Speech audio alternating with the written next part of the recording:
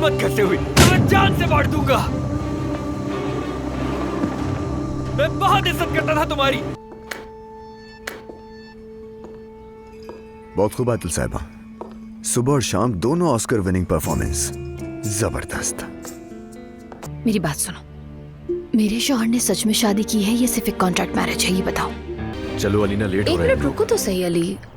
जब मैंने नूर को तुम्हें अलविदा करते देखा तो सोचा कि पानी तो नूर को ही फेंकना चाहिए।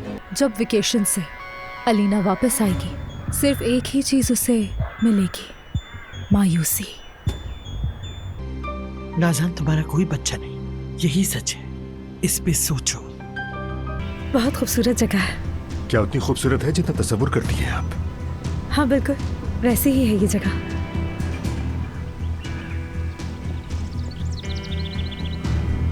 ये मोहब्बत बदुआ